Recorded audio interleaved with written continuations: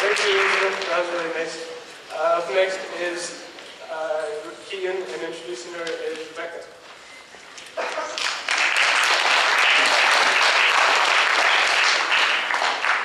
For those of you who know Keaton, it's pretty much a given that she's one of the nicest and most caring individuals at this school.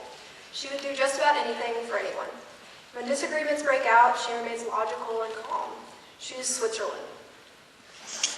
This is the person she is to most people that know her. However, for those of you who actually really know her, you know that there's much more to this calm and reasonable exterior. You know that she has crazy streaks where she bursts out in random dance moves that make her look absolutely insane. You also know and have possibly been on the receiving end of one of her Adele song serenades while trying to drive. And unless you have been living under a rock, you're definitely aware of her undying obsession with Harry Potter, along with her really weird fascination with guys with British accents. Keaton, I know you're both excited and anxious about the next few years, but don't start slacking off now because love petite brunettes still have some serious business to take care of this cruise season. I'm also going to hold you accountable to our bookstore deal in England after you travel abroad and sweep Daniel Radcliffe off his feet. Love you and good luck on your speech. And don't stress about it too much because as long as you don't talk about either of your obsessions for British men or Harry Potter, people will still think you're as normal after this.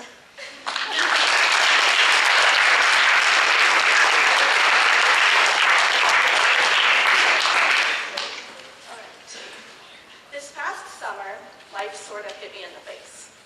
It was a summer of questions, many of which still go unanswered.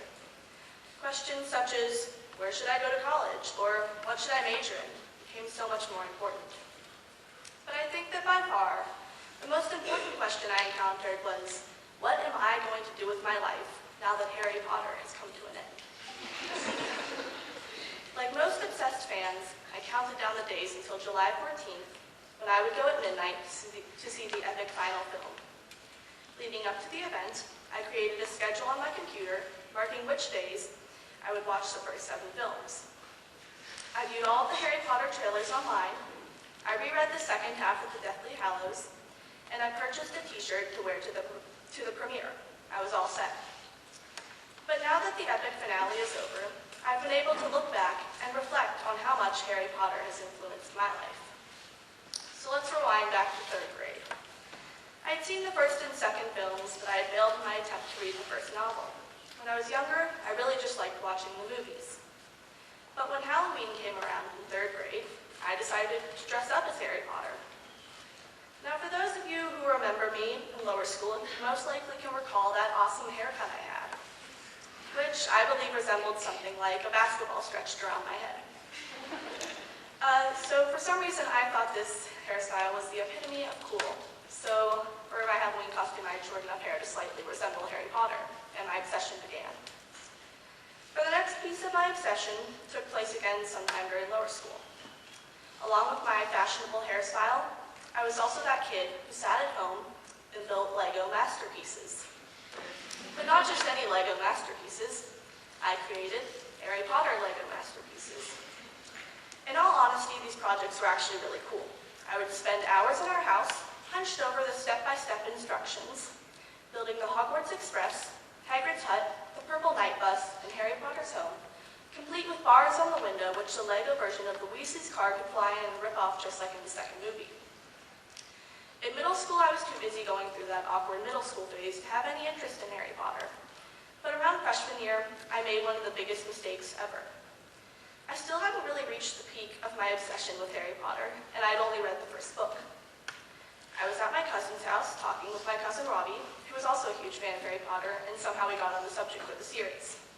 I explained that no, I wasn't ever going to read any of the books, so it would be all right if he went ahead and told me in detail how the series would end.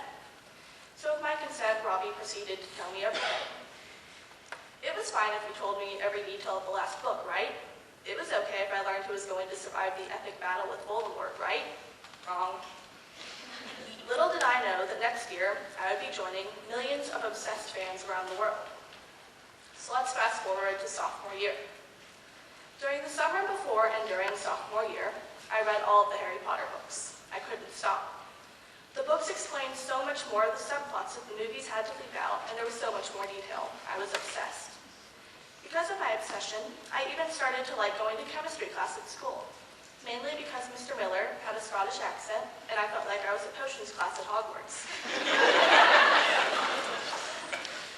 As my obsession built throughout sophomore year, it was about time I picked a favorite character.